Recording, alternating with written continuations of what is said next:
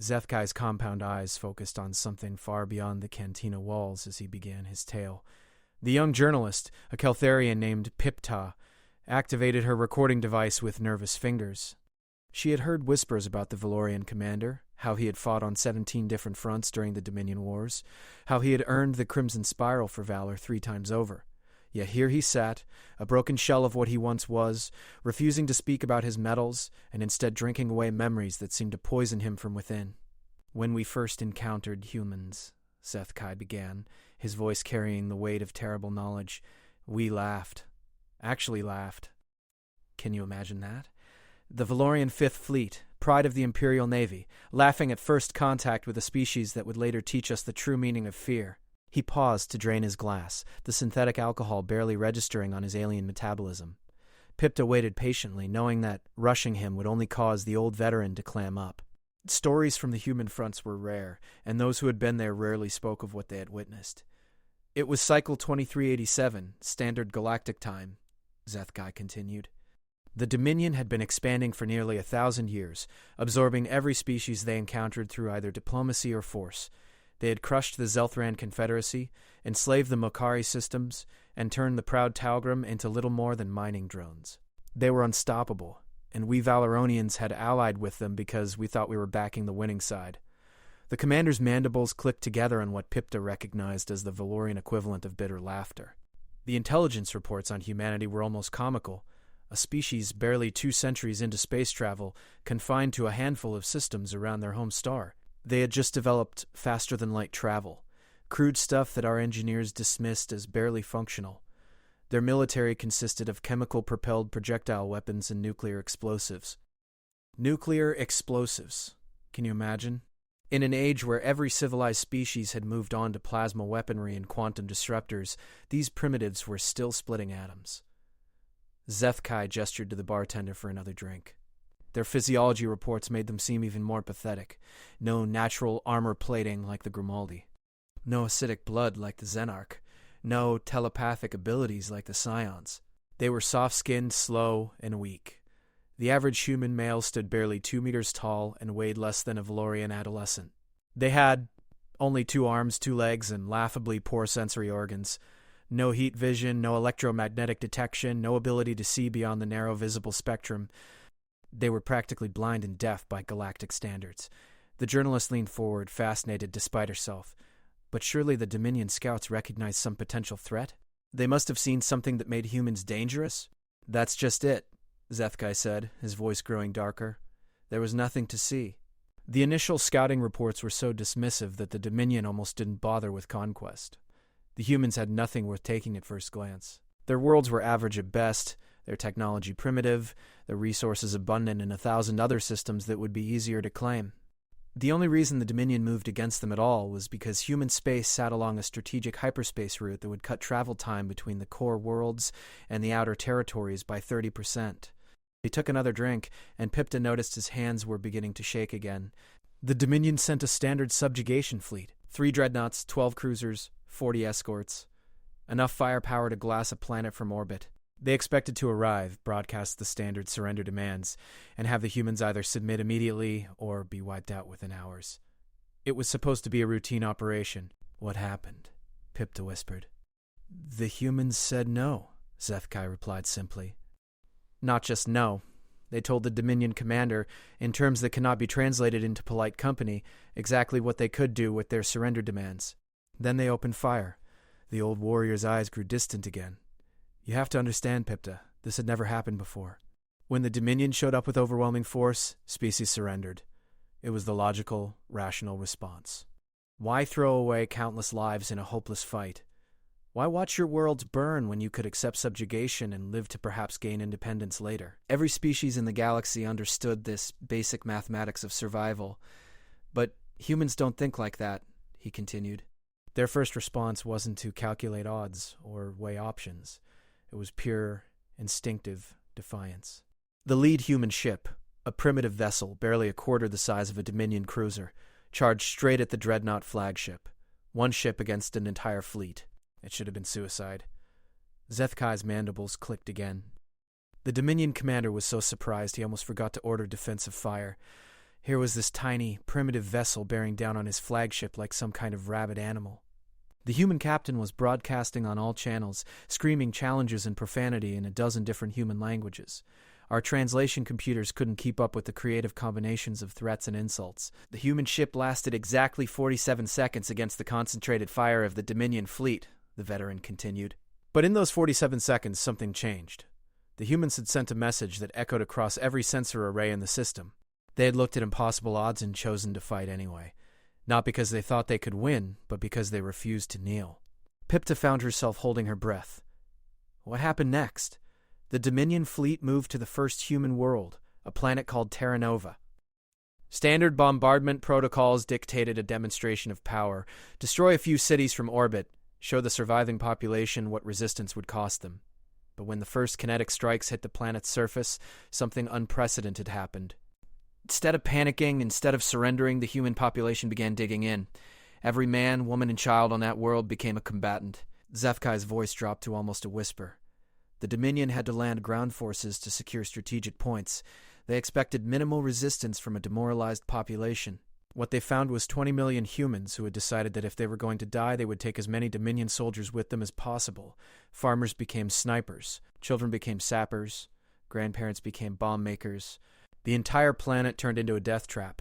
It took the Dominion 6 months to pacify Terra Nova, he continued. 6 months to conquer a single world that should have fallen in days. And when it was over, when the last human resistance fighter had finally been killed, the Dominion had lost more soldiers than in their previous 5 campaigns combined. For one primitive planet. The veteran stared into his drink. That's when the Dominion command realized they weren't dealing with a normal species. They requested reinforcements. Not just ships, but specialists. Psychologists to understand human behavior, xenobiologists to find weaknesses in human physiology, tactical analysts to predict human strategies, because what they had encountered on Terra Nova defied everything they understood about rational behavior. The second wave of the human war lasted 3 years, Zethkai said. 3 years of the most brutal, vicious fighting the galaxy had ever seen. And slowly, gradually, the Dominion began to realize that they weren't just fighting humans. They were fighting an entirely new form of warfare. He looked up at Pipta, his compound eyes reflecting the cantina's dim lights. You see, every other species in the galaxy fights to win. We calculate odds, we weigh costs and benefits, we know when to surrender and when to press an advantage. War, for civilized species, is ultimately about achieving objectives with minimal losses. Humans fight to fight, he said quietly. They don't calculate odds, they don't weigh costs, they don't have surrender in their vocabulary unless it's tactical deception. They turned war itself into a weapon. What do you mean? Pipta asked. Zethkai finished his drink and gestured for another. Let me tell you about the Battle of Kepler Station, he said. That's where I first encountered humans personally. That's where I learned that everything we thought we knew about warfare was wrong. The cantina around them had grown quieter as other patrons unconsciously leaned in to hear the old veteran's words. Stories from the human fronts were rare, and those who had been there were reluctant to speak. But alcohol and the weight of memory had loosened Zethkai's tongue, and Pipta knew she was about to hear something that would change her understanding of the galaxy forever. Kepler Station was a critical hyperspace junction, Zethkai began. Whoever controlled it controlled movement between 4 major star systems. The Dominion had taken it early in the war and turned it into a fortress. 12,000 troops, advanced shield generators, enough firepower to hold off a fleet. It was considered impregnable. The humans attacked it with 800 Marines. Pipta's eyes widened. 800 against 12,000? 800, Zethkai confirmed. No capital ship support. No orbital bombardment. No air cover. Just 800 humans in powered armor with personal weapons. The Dominion commander laughed when he detected the incoming assault shuttles. He actually sent a message asking if the humans were surrendering and this was some kind of diplomatic mission. The veteran's mandibles clicked in that bitter laugh again. The human response was 2 words. Negative. Incoming. Then their shuttles opened fire while still in the approach vector. Not with ship weapons. Those shuttles were converted civilian transports. The humans were firing personal weapons out of the open cargo bays. Rocket launchers, plasma rifles, things that shouldn't have been able to penetrate station shields. But they weren't trying to penetrate the shields. They were creating chaos. The first shuttles hit the station's outer hull, and the humans poured out like some kind of nightmare swarm. But here's what the Dominion defenders didn't understand about human tactics. Those 800 Marines weren't there to win a conventional battle. They were there to turn the station into a slaughterhouse. Zethkai's hands were shaking more noticeably now. Humans don't fight room to room like civilized species. They don't advance methodically, secure areas, establish firing positions. They attack everything at once. They use their own wounded as bait. They booby-trap their own dead. They turn every corridor into an ambush, every room into a trap. But the numbers? Pipta protested. Surely 12,000 defenders could stop 800 attackers. You're still thinking like a civilized species, Zethkai replied. Those 12,000 Dominion troops were trained to fight an army. They weren't prepared to fight a plague. The humans didn't try to hold territory or establish positions. They just kept moving, kept killing, kept destroying everything they could reach. And when they ran out of ammunition, they used improvised weapons. When those broke, they used their hands. By the end of the first day, the station's command structure had completely collapsed.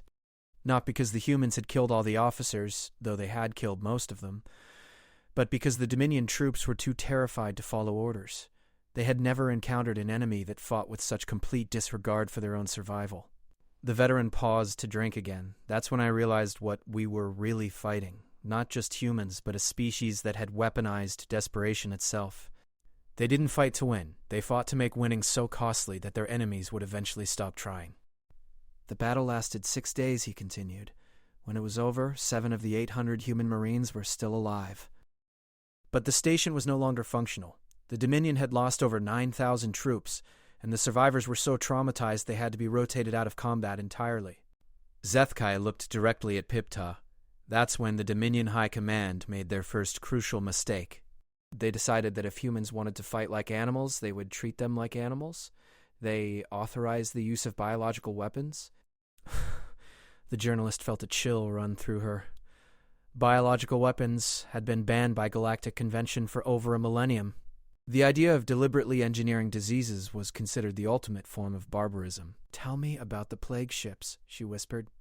Zethkai's compound eyes fixed on her with something approaching surprise. "You know about those?" "Rumors only," Pipta admitted. "Stories that the Dominion tried to wipe out humanity with engineered viruses." "Not tried," Zethkai corrected grimly. "Succeeded. At least they thought they had succeeded. Biological weapons they deployed were perfect, highly contagious, 100% fatal to human physiology, impossible to cure with human medical technology. They released it on 17 human worlds simultaneously. What they didn't understand," he continued, was that trying to exterminate humans with biological weapons was like trying to put out a fire with gasoline. Pipta waited for him to continue, but the old veteran seemed lost in his own dark memories. Finally, she prompted gently, "What happened?" Zethkai looked up at her with eyes that seemed to hold the weight of entire worlds. "The humans got angry," he said simply, "and that's when the real war began." The cantina had grown completely silent now. Even the background hum of conversation at other tables had died away as nearby patrons strained to hear Zethkai's words. The old Valorian veteran stared into his glass as if he could see the ghosts of his memories swimming in the synthetic alcohol. "The plague ship struck without warning," he began, his voice carrying a hollow quality that made Pipta's skin crawl. 17 human colonies, each with populations in the millions. The Dominion had spent months developing the perfect biological weapon, a virus that was specifically designed to target human DNA sequences. It was elegant in its simplicity and absolute in its lethality. He paused to take another drink, and Pipta noticed that his forehands were trembling more violently now. "I was aboard the Valorian observation vessel Eternal Glory when we watched the plague ships deploy their cargo. We were there as allies of the Dominion, documenting what they called the final solution to the human problem. The Dominion High Command wanted witnesses to their complete victory over the species that had dared to resist them. The deployment was clean, efficient," Zethkai continued. "Atmospheric dispersion devices released the bioweapon into the air supplies of major population centers. Within hours, every human on those 17 worlds was infected. Within days, they were dying. The virus was incredibly fast-acting fever, cellular breakdown, organ failure. No human medicine could even slow its progress." Pipta found herself leaning forward despite her revulsion. Surely there were survivors? Hidden populations? People who escaped? "That's exactly what the Dominion scientists assured us," Zethkai replied. "According to their models, they had achieved 99.7% casualty rates across all target worlds. The few scattered survivors would die within weeks from secondary infections or simple starvation. The human species would be extinct within a standard cycle. His mandibles clicked in that bitter laugh.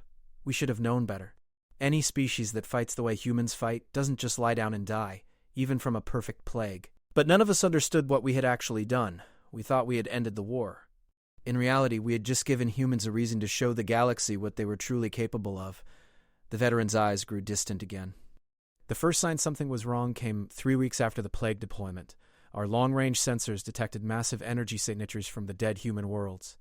Not the kind of readings you'd expect from a dying civilization, but organized, purposeful power generation on a scale that suggested massive industrial activity. When the Dominion sent reconnaissance ships to investigate, they found something that shouldn't have been possible. The humans weren't just dying, they were working. Every survivor on every infected world had turned their remaining time into a weapon. They had maybe weeks to live, but they were using those weeks to build something that would outlast them. Zethkai paused to signal the bartender again. You have to understand the mindset here, Pipta. Any rational species would have spent their final days trying to find a cure, or at least ensuring their own comfort while they died. The humans did neither. They looked at their inevitable deaths and asked themselves one question: how can we make the people who did this to us pay? What did they build? Pipta asked, though she wasn't sure she wanted to know the answer. Revenge, Zethkai said simply. They built pure, concentrated revenge. Every shipyard on every dying world went into overdrive. Humans who were coughing up blood from viral hemorrhaging were still welding hull plates.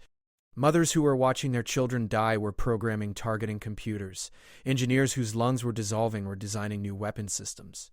They called them the ghost fleets, he continued. Unmanned ships controlled by artificial intelligences that the dying humans had programmed with one simple directive: kill everything connected to the Dominion and keep killing until there was nothing left to kill. The journalist felt a chill that had nothing to do with the cantina's recycled air.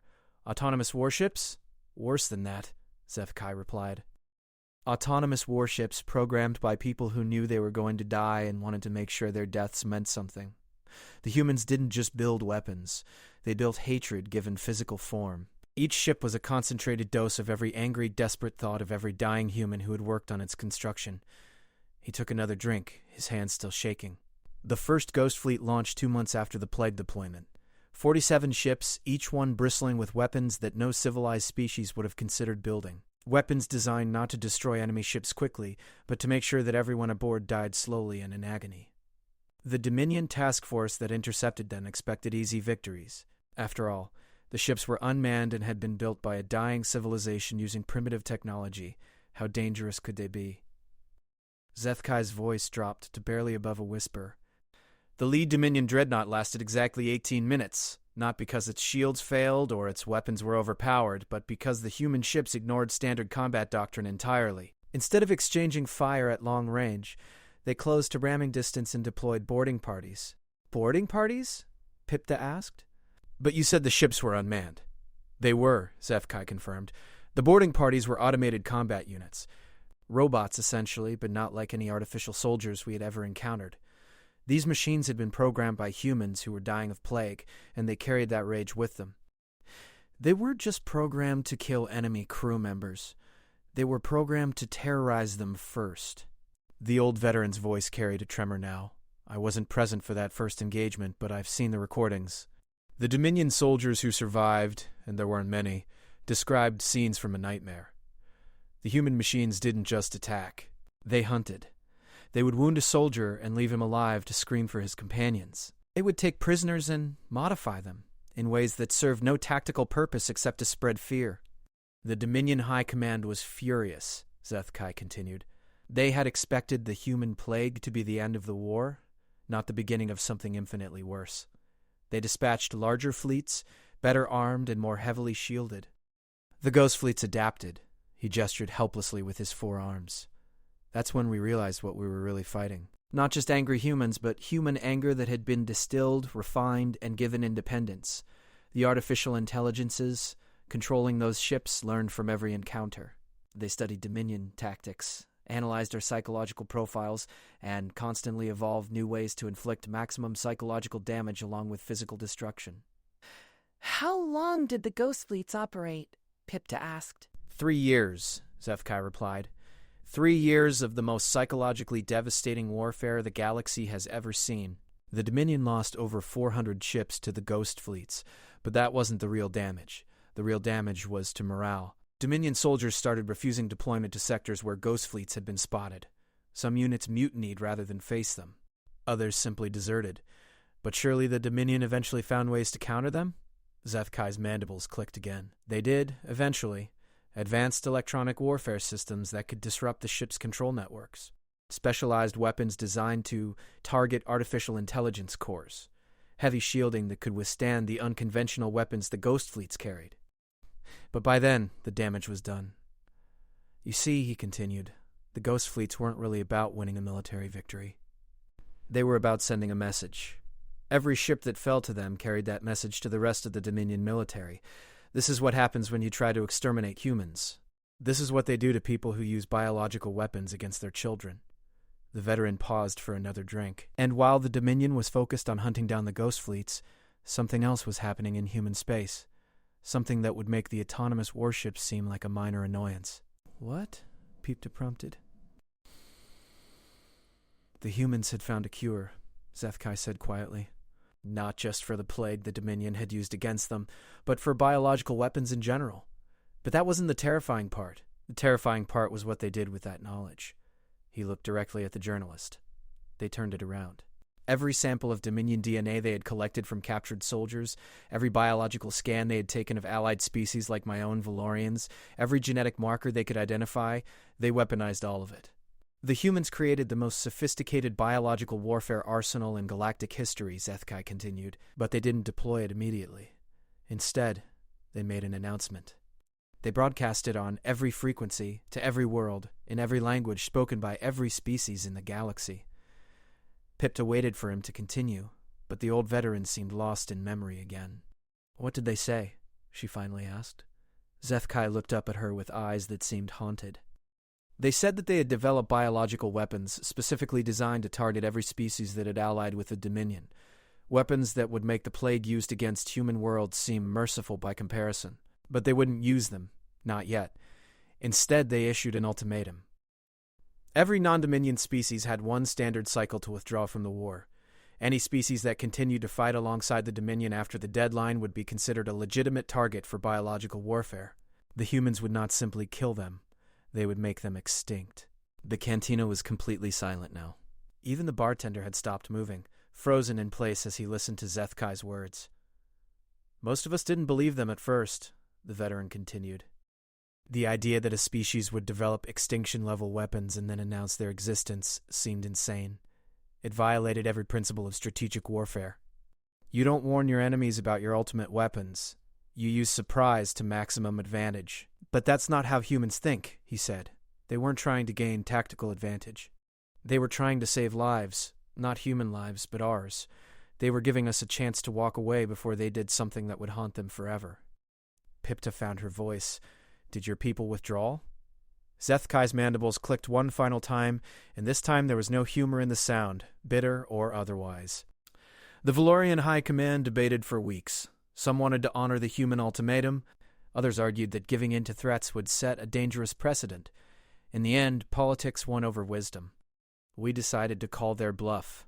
He finished his drink and gestured for another, though Peepta noticed his hands had stopped shaking. That's when I received orders to report to the Frontlines. The Valorian Empire was committing its reserve forces to what the High Command called the final push against human space. We were going to end this war once and for all. The old veteran looked up at her one final time. I was assigned to the assault on the human homeworld, Earth itself. The Dominion and its allies were going to strike at the heart of human civilization and force a surrender through overwhelming force.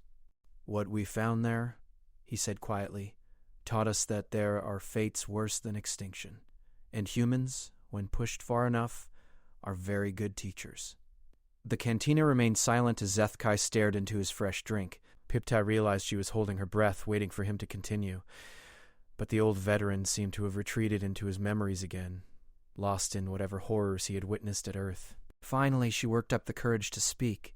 What happened at Earth?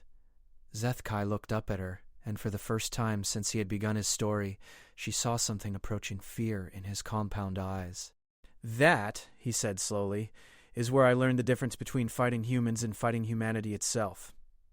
Zethkai sat in silence for several minutes, staring into his drink as if it contained answers to questions he was afraid to ask.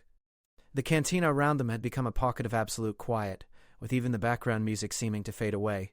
Other patrons had unconsciously moved closer to their table, drawn by the terrible magnetism of a story that none of them had ever heard before. When the old veteran finally spoke again, his voice carried a weight that seemed to press down on everyone within hearing distance. The assault on Earth was supposed to be the crowning achievement of the Dominion's campaign against humanity. Not just a military victory, but a symbolic one. We were going to strike at the birth world of the species that had dared to resist galactic civilization. He paused to take another drink, and Pipta noticed that several other patrons had openly given up pretending not to listen. A Keltharian trader had turned his chair around to face their table. A group of Mokari miners had stopped their conversation entirely. Even a normally aloof Scion diplomat had lowered his mental barriers enough to focus on Zethkai's words. The combined fleet was massive, the veteran continued. 300 Dominion warships, plus support vessels from 12 allied species, including my own Valorians. Nearly 500,000 troops. The most advanced weapons in the galaxy, enough firepower to sterilize a dozen worlds. The Dominion High Command had committed everything they could spare to this one decisive battle. We expected fierce resistance, of course, Zethkai said. The humans had already proven they would fight to the last breath. But we also expected that resistance to follow predictable patterns. Orbital defenses, fighter screens, missile salvos, standard defensive doctrine for a species protecting their homeworld. His mandibles clicked in a sound that was becoming familiar to Pipta, that bitter, haunted laugh that seemed to carry the weight of impossible memories. What we found when we arrived at the Sol system was something that shouldn't have existed. Something that violated every principle of strategic warfare and rational behavior. The humans had turned their entire star system into a weapon. The silence in the cantina deepened. Pipta felt her own breathing become shallow as she tried to process what Zethkai was telling her. Not just their homeworld, the veteran continued. Every planet, every moon, every asteroid, every space station, everything in the Sol system had been converted into some form of weapon or trap. The humans had spent 3 years since the biological attacks building the most elaborate defensive killing field in galactic history. But that wasn't the terrifying part, he said, his voice dropping even lower. The terrifying part was the efficiency of it all. Every weapon, every trap, every defensive position had been designed not just to destroy attacking forces, but to traumatize the survivors. The humans had studied every allied species in the Dominion Coalition. They knew our psychology, our fears, our cultural taboos, and they had built specific weapons designed to target each one. Zethkai paused to drink again, and Pipta noticed that his hands had begun shaking once more. For the Grimaldi, who prided themselves on their natural armor, the humans had developed acid weapons that could eat through any biological protection while keeping the victim alive long enough to scream. For the Scions, who depended on mental discipline, they had created psionic scramblers that induced temporary insanity. For my own people. He trailed off, staring into his glass. What did they create for the Valorians? Pipta asked gently. Sonic weapons, Zethkai whispered. Valorians have extremely sensitive hearing. It's one of our primary senses. The humans developed acoustic weapons that could target our specific auditory range. Not to deafen us, but to make us hear things that weren't there. The screams of our own young. The death songs of our ancestors. Our soldiers would clutch their heads and beg for mercy from sounds that existed only in their minds. The old veteran's voice was barely audible now. They had studied us so carefully, learned our weaknesses so thoroughly that they could turn our own biology against us. But even that wasn't the worst part. What was the worst part? Pipta found herself asking, though she wasn't sure she wanted to know. The humans gave us one last chance to leave, Zethkai said. When our fleet arrived at the edge of the Sol system, they broadcast a message on all frequencies. No threats, no boasting, no demands for surrender. Just a simple statement. This is your final warning. Leave now or learn why our species has survived every attempt to destroy us. The Dominion commander laughed, he continued. Actually laughed at what he called primitive posturing.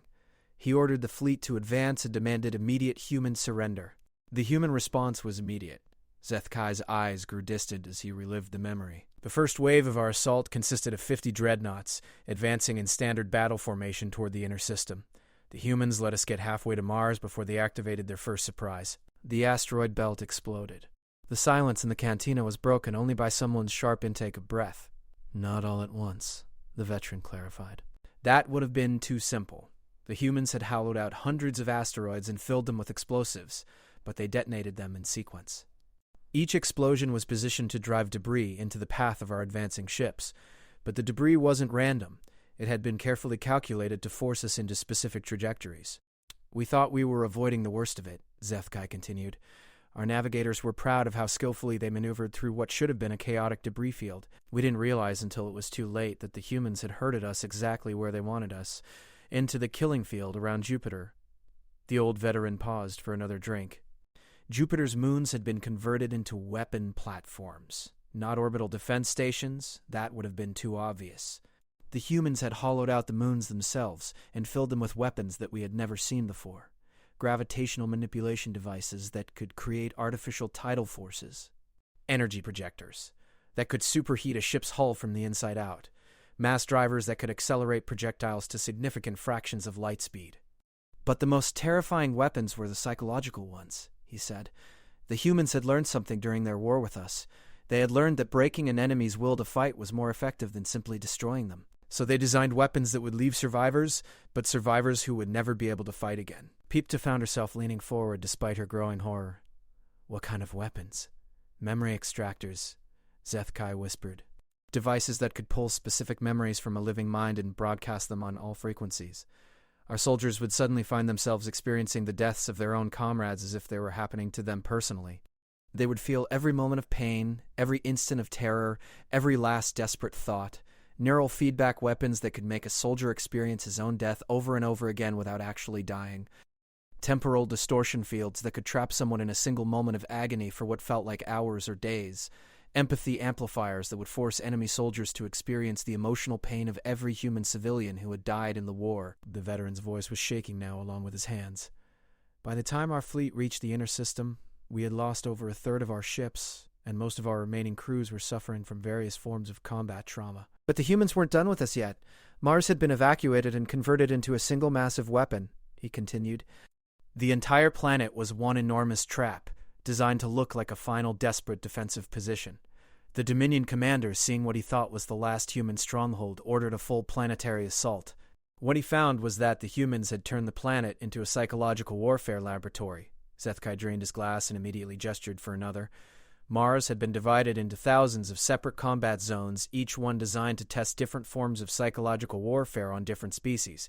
The humans had built mazes filled with holographic projections of our worst fears. They had created environments that could simulate the death of everything we held dear. They had constructed scenarios that would force us to choose between impossible moral decisions. But the most terrifying part, he said, was that they gave us choices. At every step, at every trap, the humans offered us alternatives. We could surrender and be treated according to galactic conventions. We could retreat and live to fight another day. We could negotiate a ceasefire and return to our homes. They were still trying to save us from ourselves. The silence in the cantina was absolute now. Even the mechanical hum of life support systems seemed to have faded into nothing. Some units took those offers, Zethkai continued. Entire battalions of Dominion troops simply laid down their weapons and surrendered rather than face whatever fresh horror the humans had prepared for them. But the core Dominion forces, driven by pride and the demands of their high command, kept pushing forward. That's when the humans stopped offering choices.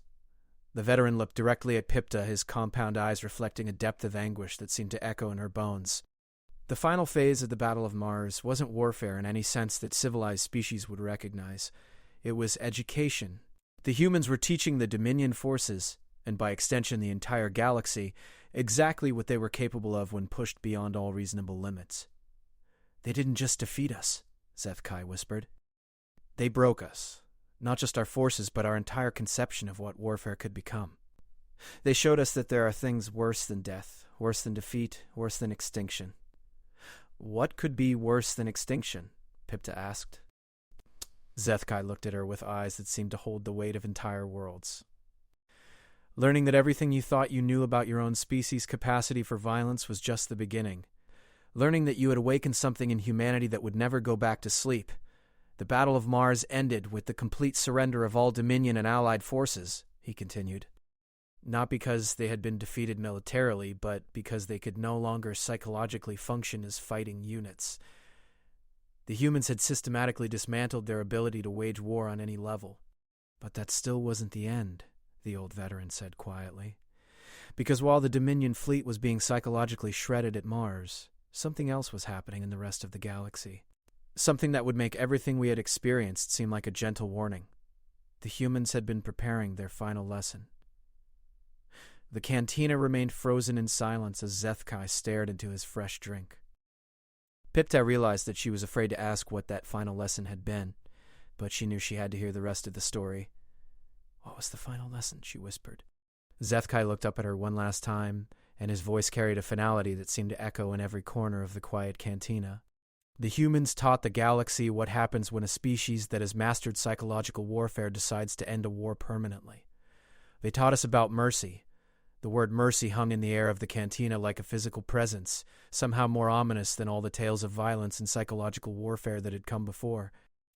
Pipta found herself staring at Zethkai, trying to process how something that should have been a relief could sound so terrifying when spoken by the old veteran. "Mercy," she repeated quietly. "That doesn't sound like something to fear." Zethkai's mandibles clicked one final time, but this sound was different from the bitter laughter that had punctuated his earlier words. This was a sound of recognition, as if he had been waiting for exactly that response. "That's what every species in the galaxy thought," he said, his voice carrying an odd mixture of wonder and horror. "We heard the word and felt relief. After months of psychological warfare, after weapons that targeted our deepest fears, and weapons that could make us experience death without dying, the idea of human mercy seemed like salvation."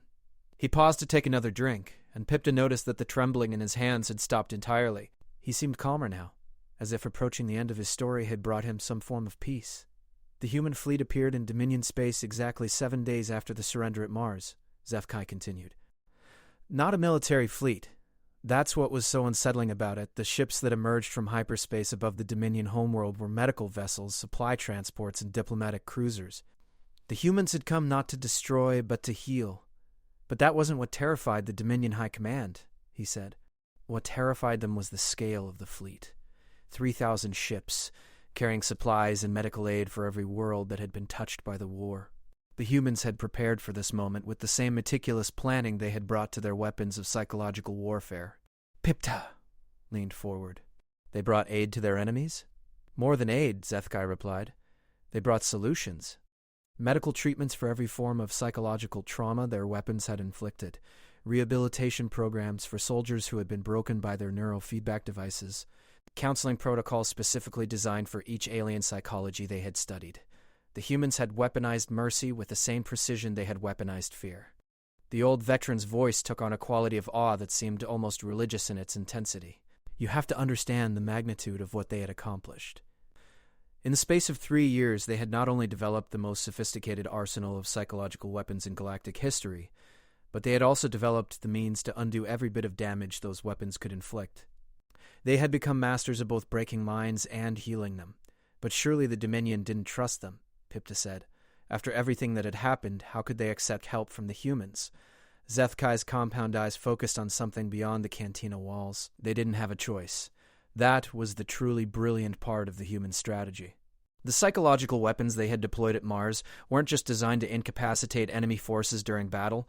They were designed to create specific forms of trauma that only human medicine could treat. The humans had infected us with hope," he said quietly. "They had shown us that our broken minds could be healed, but only by the same people who had broken them in the first place. It was the most sophisticated form of dependency ever created. The journalist felt a chill that had nothing to do with the cantina's recycled air. They made you need them." "Exactly," Zethkai confirmed. "But that still wasn't the most terrifying part. The most terrifying part was that they genuinely wanted to help. The human aid workers who came to treat our psychological casualties weren't motivated by politics or strategy. They were motivated by genuine compassion for the suffering they had caused. They had turned empathy itself into a weapon." The veteran paused for another drink. "I was one of the first Valorian soldiers to receive human psychological treatment. My unit had been exposed to their sonic weapons during the Mars assault, and we were experiencing auditory hallucinations that made normal functioning impossible. The human medical team that treated us was led by a doctor named Sarah Chen. Chen had helped design the very weapons that had damaged our minds," Zethkai continued. "She knew exactly what we were experiencing because she had engineered the experience herself. But when she worked to heal us, she did so with a level of dedication and compassion that I had never encountered before." She spent weeks with each of us, carefully undoing the psychological damage her own weapons had inflicted. But more than that, she helped us understand why the humans had felt compelled to develop such weapons in the first place. She showed us the recordings from the worlds that had been targeted by biological weapons. She let us experience, through controlled psychological projection, what it felt like to watch your own children die from engineered plagues. Pipta found her voice. She made you understand human pain. Not just understand it, Zethkai replied. She made us feel it. For the first time, we experienced warfare from the human perspective. We felt the desperate fury of a species that had been pushed beyond all rational limits. We understood why they had been willing to weaponize their own psychological trauma. And that's when we realized the true horror of what we had been fighting. The silence in the cantina seemed to deepen, if such a thing were possible. Other patrons had given up any pretense of conducting their own conversations and were openly listening to every word the old veteran spoke. The humans had never wanted to hurt us, Zethkai said quietly. Everything they had done, every weapon they had created, every psychological torture they had inflicted, it had all been designed to end the war as quickly as possible. They had studied our minds not to cause maximum suffering, but to cause precisely the amount of suffering necessary to make us stop fighting. They had turned warfare itself into a form of therapy. The veteran's voice carried a note of something approaching reverence. Dr. Chen explained it to me during one of our sessions. Humans, she said, had learned something during their own violent history that no other species had ever discovered. They had learned that the most effective way to end violence was not to destroy your enemies, but to help them understand why they had become your enemies in the first place. Human warfare wasn't about conquest or dominance, he continued. It was about education. They were trying to teach the galaxy that certain behaviors, like using biological weapons against civilian populations, would always result in consequences that made the original crime seem insignificant by comparison. They traumatized entire armies as a teaching tool? Not just armies, Zethkai corrected. Entire civilizations. The human mercy missions didn't stop with treating the psychological casualties of war. They expanded to address every form of trauma and dysfunction they found in Dominion space. They brought medical aid for diseases they hadn't caused, economic assistance for worlds they hadn't attacked, educational programs for species they had never encountered. Within 2 standard cycles, human aid organizations were operating on every world that had been touched by the war. They were solving problems that had existed for centuries before the first human had ever left their homeworld. The old veteran's voice took on that quality of religious awe again. They had become the galaxy's healers. But that wasn't an accident or a coincidence. It was the final phase of their strategy. The humans had realized that the only way to permanently end warfare between species was to make themselves indispensable to everyone else's well-being. They had weaponized compassion. The cantina remained silent as Zethkai stared into his drink. When he spoke again, his voice was barely audible. The Dominion officially surrendered 18 months after the first human mercy fleet arrived at their homeworld. Not because they had been defeated militarily. They still had substantial forces and could have continued fighting for decades. They surrendered because they had become psychologically dependent on human aid.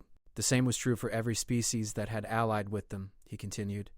My own Valorian Empire formally withdrew from the war not because we feared human weapons, but because we couldn't imagine functioning without human medical and psychological support. The humans had won the war by making themselves necessary to their enemies' basic functioning. Pipta found herself leaning back in her chair, overwhelmed by the implications of what she was hearing. But that means every species in the galaxy is now psychologically dependent on humanity, Zethkai confirmed. We can't wage war against them because we need their help to recover from the last war we fought against them. We can't develop weapons to match theirs because they're the only ones who know how to treat the psychological damage those weapons would cause. We can't even imagine a galaxy without humans anymore, he said quietly. They've become as essential to galactic civilization as gravity or time. The old veteran finished his drink and set the empty glass on the table with a sound that seemed to echo in the perfect silence of the cantina. That's what human mercy looks like, he said finally. It's not forgiveness or kindness or any other emotion that civilized species recognize. Human mercy is the decision to heal the damage they've inflicted in such a way that you can never again imagine existence without them. They didn't just win the war, Zethkai continued. They made it impossible for any other war like it to ever be fought again. Because now every species in the galaxy knows exactly what humans are capable of and exactly how much they depend on human compassion to remain functional. Pipta realized she was holding her breath. What happened to the Dominion? The Dominion Empire was formally dissolved 3 cycles ago, Zethkai replied. Its former territories are now administered by a joint council that includes representatives from every species that participated in the war. But the real authority belongs to the human oversight committees that monitor compliance with the new Galactic Peace Accords. Accords that the humans wrote? Pipta asked. Accords that the humans helped every species write for themselves, the veteran corrected. Another example of their sophisticated approach to control. They don't impose their will directly. They create conditions where their will becomes everyone else's will. They have turned the entire galaxy into a voluntary dependency. The silence stretched on as both Pipta and the other cantina patrons tried to absorb what they had heard. Finally, the journalist found her voice again. "What about you?" she asked quietly. "What happened to you after the war?" Zevkai looked at her with eyes that seemed to carry depths of experience she could barely imagine.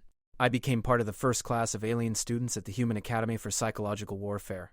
I spent 5 cycles learning how humans think, how they approach conflict resolution, how they transform enemies into allies. And now?" Pipta prompted. "Now I work for them," Zethkai said simply. "I help design psychological profiles for species that might be considering aggressive action against human interests. I help develop rehabilitation programs for societies that show signs of developing militaristic tendencies. I have become an instrument of human mercy."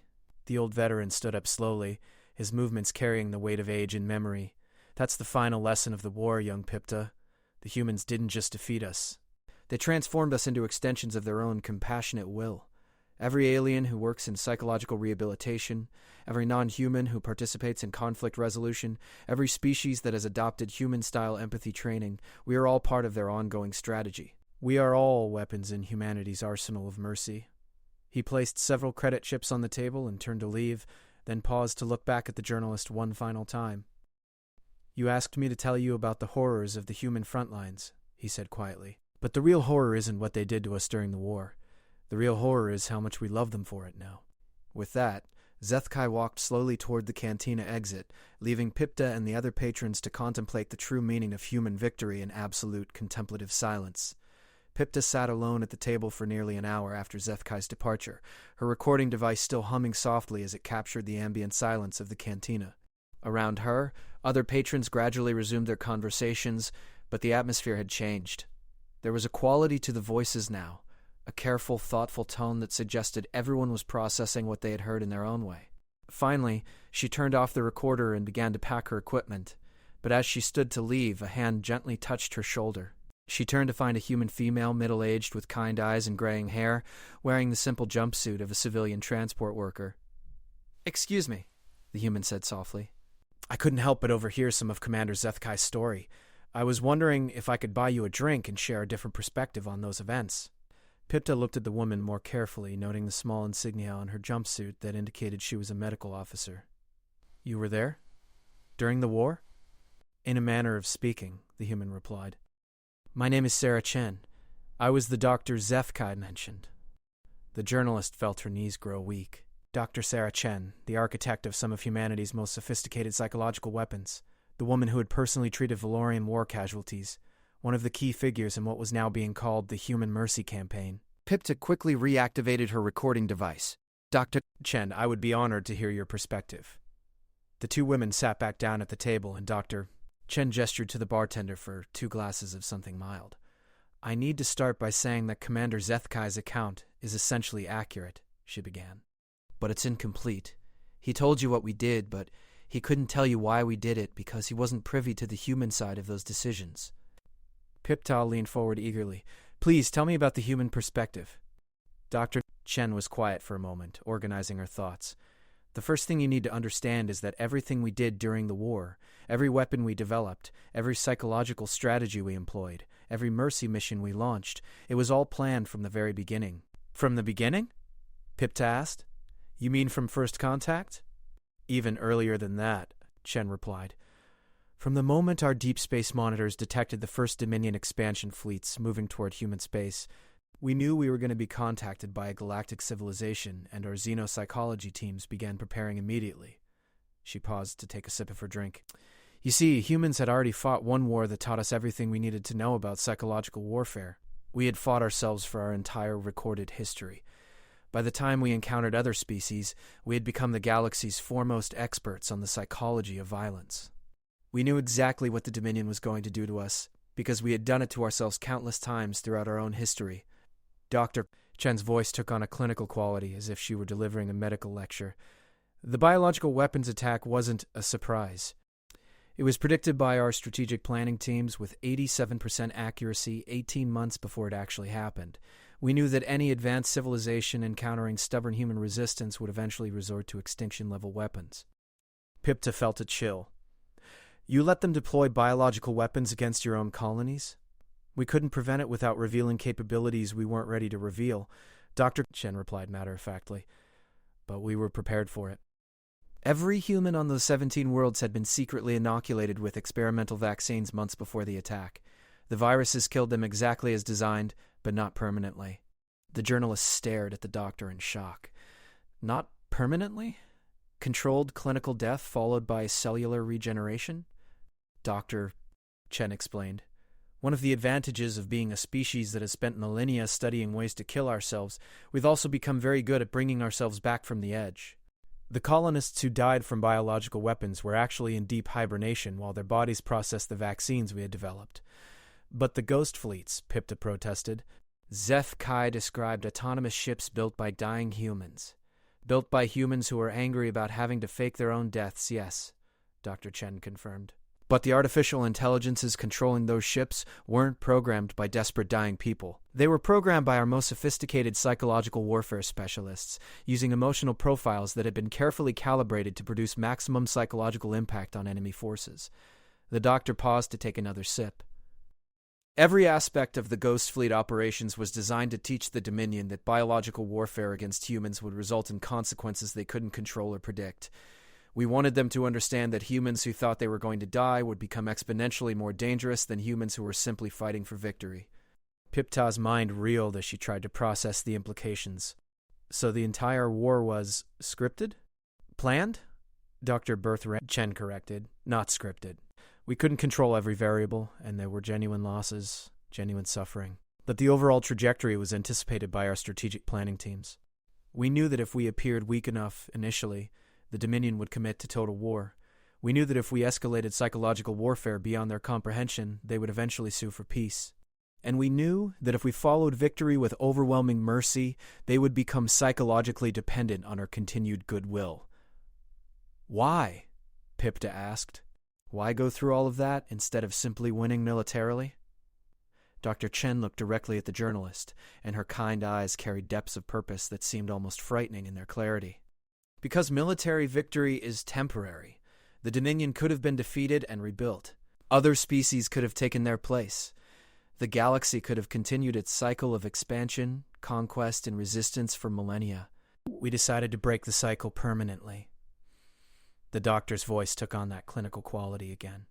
Human psychological research had identified the root cause of interspecies warfare, the inability of different civilizations to truly understand each other's motivations and capabilities. Every species fought based on their own psychological assumptions about what constituted rational behavior. So we taught them, Dr. Chen continued. We showed every species in the galaxy exactly what humans are capable of when pushed to extremes. We demonstrated that our capacity for both violence and compassion exceeds anything they had previously encountered. And then we made ourselves indispensable to their psychological well-being. You created a galactic-scale Stockholm Syndrome, Pipta said quietly.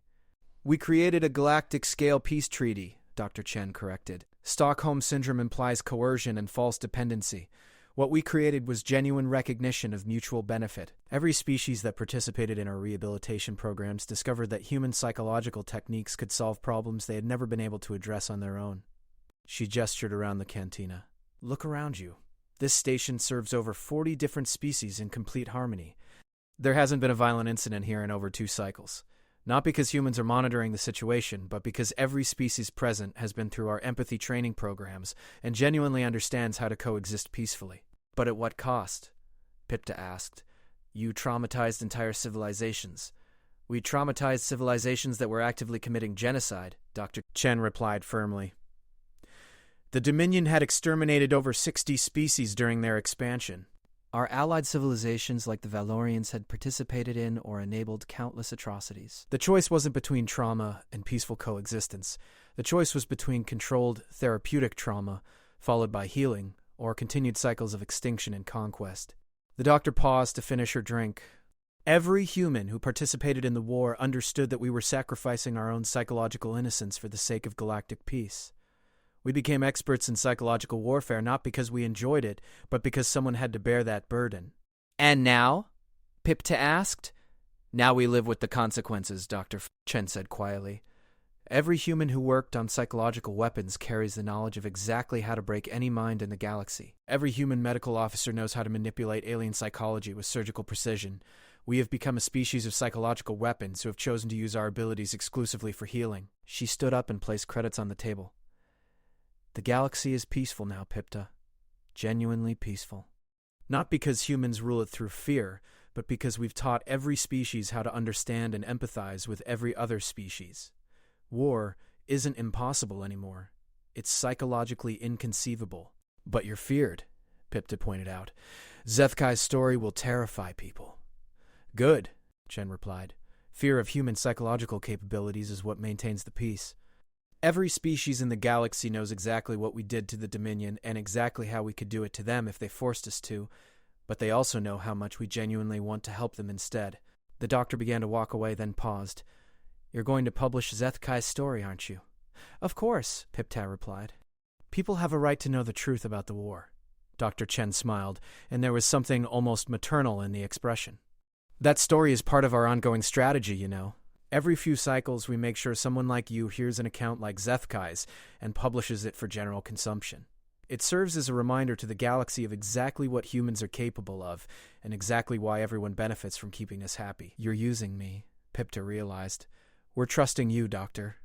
Chen corrected. There's a difference.